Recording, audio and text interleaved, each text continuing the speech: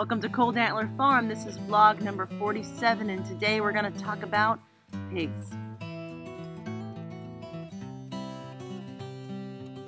Hey,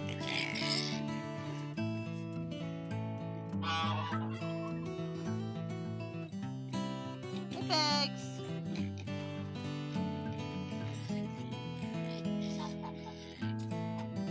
So you're thinking about raising a pig or two on your homestead.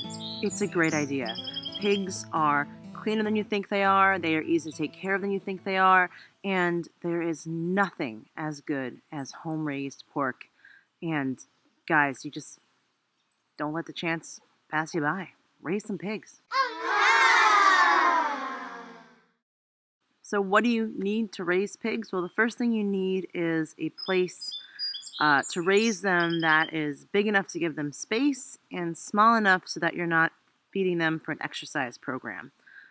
Free-range pork is amazing and cool, but if you're raising them for meat production and you're going to keep them from piglets to about 6 to 8 months of age and then slaughter them, putting them out on grass means a lot less pork, and you have to find that happy medium between raising animals ethically and giving them enough space to be piggy and happy and root around the dirt and stretch and have relationships and, be happy animals, but also not so big of a space that you're putting all your money into repairing electric fences and getting them back when they escape and dealing with them getting so much exercise that they're actually like better show and breeding animals than they are technically meat animals. So what that means is finding the balance between giving your pigs enough space to be happy pigs and not so big of a space that you have a bunch of porcine athletes that take 2 times as long to grow to the point of slaughter weight. And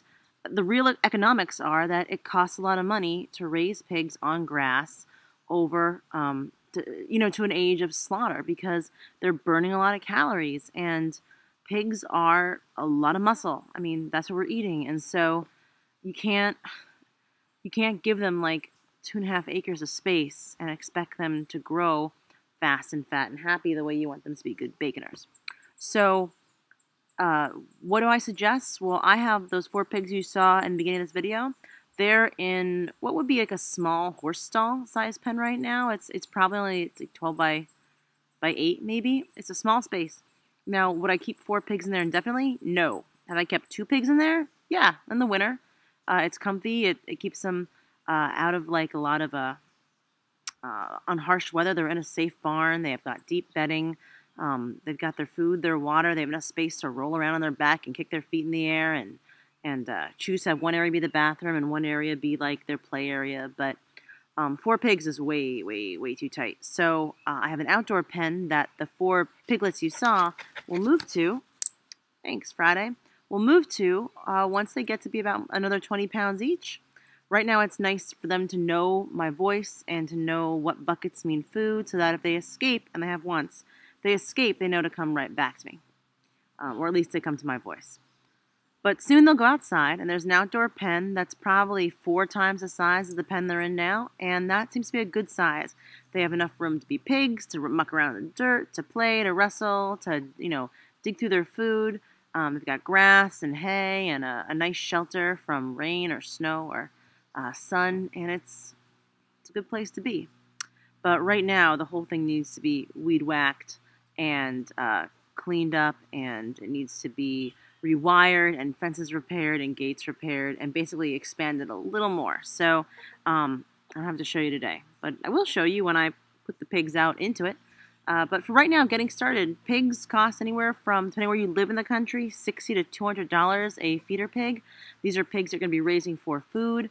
What do you feed pigs? Well, pigs will eat just about anything, but if you're raising them for food, what you shouldn't feed them is any sort of raw meats or offal.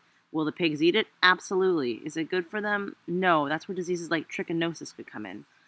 It's not a bad idea to start them off on a standard pig feed like you would get a chicken feed if you're raising chickens.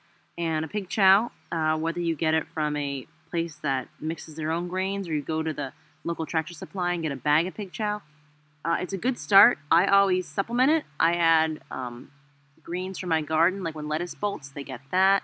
Old eggs that the that they've been in the fridge too long go to the pigs. So do any food scraps from my table, as well as milk and whey left over from cheese making, or just goat's milk that's gone a little too goaty for me. These make a nice, well-rounded diet for these omnivores. I don't think they should just be eating pig feed. I also don't think they should be eating like raw pieces of fat you cut off the edge of a steak. That's kind of going into the too much of raw meat danger zone. So would I give them the leftover chicken salad sandwich? Absolutely. Would I give them a raw chicken carcass? No. Pigs are smart.